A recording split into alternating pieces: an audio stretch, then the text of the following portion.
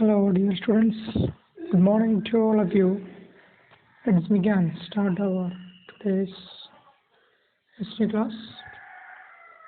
Today, now we are going to discuss the next topic. You can see in the screen. 2.1. The France becomes a constitutional monarchy. From a full monarchy rule, the France converting or transforming into a constitutional monarchy. And what is constitutional monarchy? It is a system of rule where the king or the monarch should accept and obey the rules and conditions of the constitution. This is called constitutional monarchy. And we already studied that the third stage people, they were completed their drafting of constitution at indoor tennis ground. They were finished their drafting of the constitution in their 1791. Okay.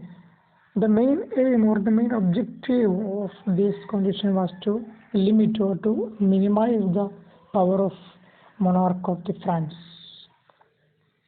Now, what is the reason behind this objective? Because to avoid the concentration of the power in one hand, actually the king was the ruler, so the whole power rested in the hand of king. So to avoid such a concentration of the power in one hand, instead the power should be separated among the or divided among the different organs of the government, such as legislature, executive and judiciary. This is the idea already put forward by the French philosopher Montesquieu in his book The Spirit of Laws. So such a constitutional arrangement was very clearly made by these French middle class people or the third state people. And you can see a figure is there, figure 7. That figure is showing about the political system under the Constitution of 1791, the political system. That means after the drafting of this constitution, what is the new political systems and arrangements in France. You can see that on the bottom of that figure, passive citizens. That means they were divided the French citizens into two. In early times it was 3 states, first, second and third state. Now after this constitution, after the implementation of this constitution, they were divided the French society into two. One is passive citizens and second one is active citizens. Passive citizens and active citizens. Then who were passive citizens? All women of the France. All women of the France and all children of the France and all youth people below 25 age, they were belongs to the category of the passive citizen. All women means the women from first state, second, third state. The children means all children of the first, second state and third state also, and all youth people just below 25 age also. From all state of the first, second state, they were belongs to passive citizens. And along with these people, the men who have the age above 25,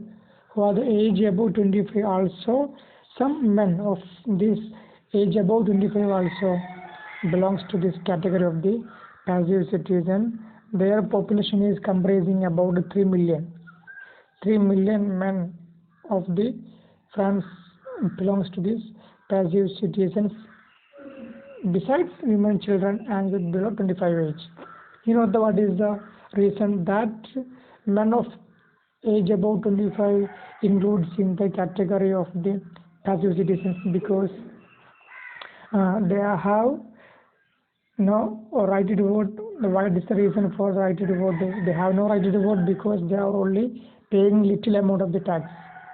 They are paying only little amount of the tax. If a man was paying tax at least 3 days of his labor's wage or his labor wage amount should want to pay as tax. That people only considered as the active citizens in France. Okay, what is the criteria for the active citizens? It should be men, and second one is there should be the age above 25, and also along with these two conditions, they also want to pay the tax at least 3 days wage labor. The other old people, they were considered as the passive citizens. So the active citizens are the people, those are the full of men, and men also only above the 25 age. That men also want to pay the tax at least 3 days wage labor. Okay, so if about 3 million men of the age of above 25 that didn't pay such a 3 days wage as tax, so they were considered as the passive citizens. And then these active citizens are comprising the 4 million of the total population. They have the right to vote because they are paying the tax at least above the 3 days wage. Okay, then from these active citizens they will choose 50,000 men into an assembly is called electors. Electors is a separate political body. It will comprise the representatives of the 50,000 men. They were elected by these active citizens. They were also from these active citizens. What is the criteria to become a represent in an electorate? You want to pay highest amount of the tax. The people, those who are paying highest amount of the tax from these passive citizens, they will elected to the 50,000 men of the electors. Then again you can, from this electors of the 50,000 men, the highest amount of the tax pays they were electing to the National Assembly. They were electing to the National Assembly. The highest taxpayers from this 50,000 men of the electors, they were elected or selected to the National Assembly. So here electors and National Assembly are the part of the legislature. Then you can see the executive, this king and ministers are the executive. This National Assembly, they will control over the king, and National Assembly also control over the ministries, but the king have the veto power towards the assembly. That means the king can terminate in any circumstances against the assembly members. If any issues occurred, the king have the veto power to terminate or eliminate any member from the National Assembly. Then also they will also select through the vote as judges to the judiciary. This is also based on the highest amount of the tax payment. Okay, this is the new system of the political administration in France under the Constitution of the 1791. So in short, the old women were excluded and the poor men also excluded from the right to the voting system, as well as to the conducting the elections to the electors and the National Assembly. Okay, then this Constitution of the 1791, it also upholding or declaring some rights of man and citizens to the French people. And the new Constitution of the 1791, it was clearly declared some rights to the French people. It is called rights of man and citizens. You can see that picture of that, one of the picture of the Declaration of the Rights of Man and Citizens in France. Okay, two angels. The one angel wore the dress with a tri-color flag of the France.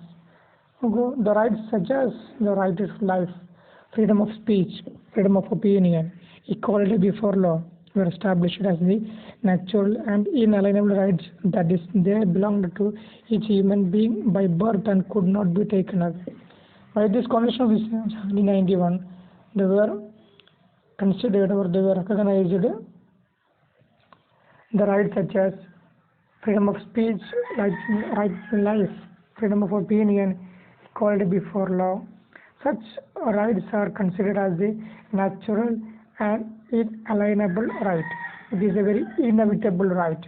Anyone can take away or remove from the citizens in these rights. It is a right should be given to a man by his birth. By his birth, he want to enjoy these rights of the opinion, freedom of speech, right to life, and equality before law. Such a good democratic rights were put forward by this Constitution of the 1791. It was the duty of the state to protect the citizens' natural rights. So it is the duty of the government or that state to protect and preserve it. What guarantee is the right of the citizens, which are called natural rights. Okay, anyway, now we can stop. We will continue on the next class. Thank you for all. Good morning.